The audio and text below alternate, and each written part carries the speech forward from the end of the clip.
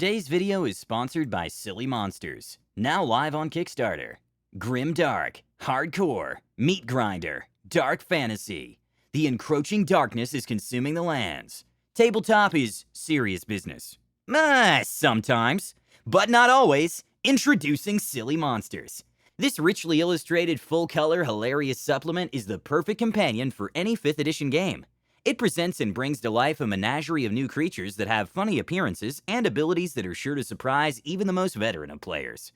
This whimsical supplement will keep them smiling and create memorable moments your players won't soon forget, while still presenting a real danger for the party. Embrace these 200 unique, funny, and whimsical creatures, and run a different kind of game. Maybe it's time to mix things up and see what your players do when they encounter the Disco Golem or the Paper Samurai. My personal favorite new creature is the Balloon Artist. I always thought those guys were a little creepy, but Silly Monsters takes it to the next level. Click on the link below to check out a supplement you don't want to miss. And now what you're here for. Tell me you want to play a Murder Hobo Bard without telling me you want to play a Murder Hobo Bard. Be me, new DM running the Karnath Roadhouse in TOD. Be not me, party of 6 level 4 characters, 2 of which being a Fairy Artificer and an Aarakocra Shadow Sorcerer. Party arrives at the Roadhouse after following Rezmir and the rest of the cult. The party stealths around and finds out the room where the cult is storing Tiamat's treasure for the time being. It's now nighttime, so the party gets some rest. At around midnight, half the party wakes up to mysterious sounds in the night, which would be the sounds of the lizard folk taking the treasure to deliver it to Castle Neritar. Fairy Artificer thinks it would be funny to jolt the sorcerer awake with a harmless, shocking grasp. I don't make him roll damage, as it's just a small prank. However, the chaotic neutral Aarakocra Shadow Sorcerer has other plans. The sorcerer decides to throw a firebolt point blank into the Artificer's face. Rolls nat 20. Huge fight breaks out, causing everyone in the Roadhouse to wake up to see what in the 9 hells is happening. Sorcerer decides to cast 2 Agonazar's Scorchers on any and all witnesses to the situation, including innocent merchants. The Roadhouse is now fully on fire at this point. Only the party, Rezmir, half the cultists, and a quarter of the merchants were able to escape the burning building. Rezmir is understandably pretty freaking mad at the party for burning down the building that was housing all of the gold that they were going to offer to Tiamat. The challenge rating 8 half-dragon Rezmir is now charging at the party, ready to rip and tear until it's done. All of the party, except for the sorcerer, runs into the nearby swamp to try and escape Rezmir's wrath. The sorcerer decides to walk confidently towards Rezmir. The player: I rolled a seduce. Me: you... what? The player: I said I rolled to get the Dragussi. Facepalm: I let him roll, just to see if he gets a nat 20 or something. Rolls a nat 1. Rezmir stabs him through the heart faster than you could blink. Shadow Sorcerer's Strength of the Grave activates, letting him survive on 1 hit point. I want to try again. You literally died from her and came back to life. I'm hoping she's attracted to my strength of will. I begrudgingly let him roll again. Rolls a 3. Player was rolling a new character pretty quickly after that. Also, yes, he made his new character a bard just to spite me.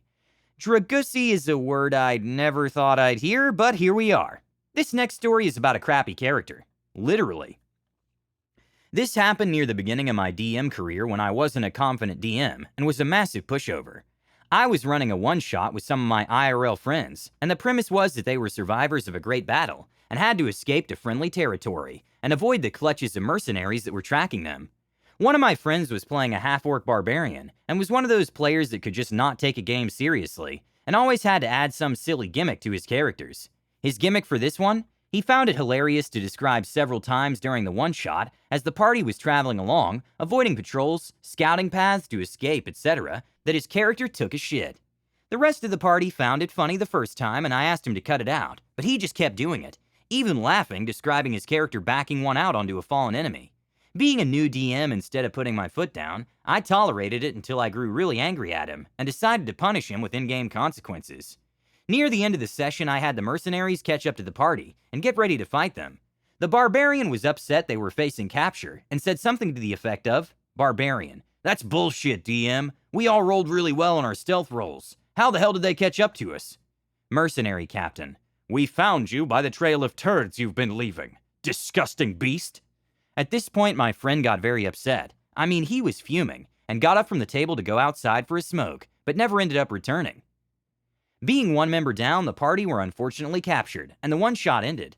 After the session, I got a message from him saying he was really angry at me, as he felt I was targeting his character, and spoiled his fun. We later patched things up and he agreed his character was pretty silly, and that it was a funny reason for them to get caught. He plays more serious characters now and we're good.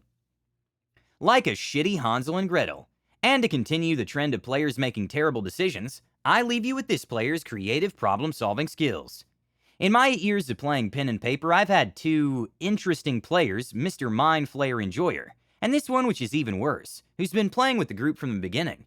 We shall refer to him as D.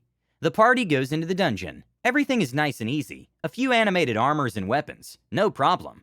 The party gets to a spot where the way splits into two paths. They could go left or right. The passage straight forward has collapsed.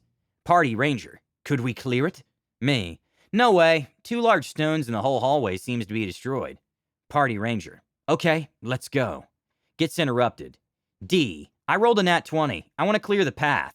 Visible confusion. Me. Okay, how are you going to do it? D. I'll hit them and destroy them. Me. With what, your sword? My face when you can see him contemplating in his mind if he should do it with his greatsword or not. D. No. With my hands.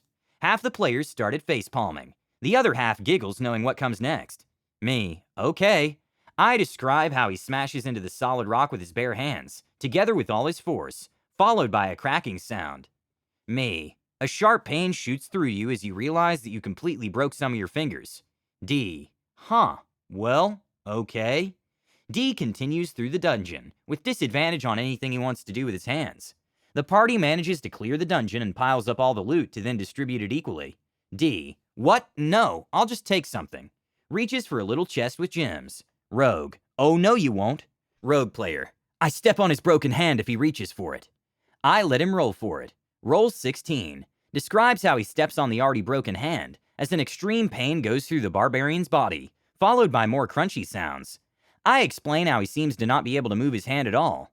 D. Wow, my character is useless now. Druid player. Calm down, let me check. Druid rolls for medicine. Rolls nat 20. I explain how his hand is extremely destroyed, and broken in such a complex way, it will probably never heal correctly. Druid. Yikes. You see, I have an idea. Druid. We have a special scroll for regeneration. We would just have to cut your hands off first. D. Oh, okay. I chop off my broken hand. Me. How? D. I take my greatsword with my left hand and chop off the right one. Me starting to explain how difficult it would be with some of his fingers broken, trying to use his greatsword with his offhand. D already rolling on it. Fine, okay. You have disadvantage. Fails first roll. I describe how he just cuts into his arm and starts bleeding. I let him make a constitution saving throw to see if he becomes unconscious from the pain and all. Rolls 18. My face when he does this 2 more times as the party watches in absolute horror at his stupidity. His character finally falls unconscious. I describe how the party sees their barbarian on the ground bleeding a lot. The party starts arguing. Rogue. Should we just let him die? Rogue. Should we just let him die? Ranger. I mean, he still is part of our group, but wasting a regeneration spell. Druid. Let's save him. The party decides to cut off both his hands properly and use the regeneration scroll. The group was around level 4 when this happened. Should have cut the barbarian's head off to see if regenerate would make him a little bit smarter. But hey, every party needs comedic relief. His problem-solving skills may be unorthodox, but I bet he's fun. Tell us about your crappy, dumb, or hilarious character moments in the comments below. Don't forget to subscribe to our channel, All Things D&D. Stay tuned for more amazing Dungeons & Dragons content.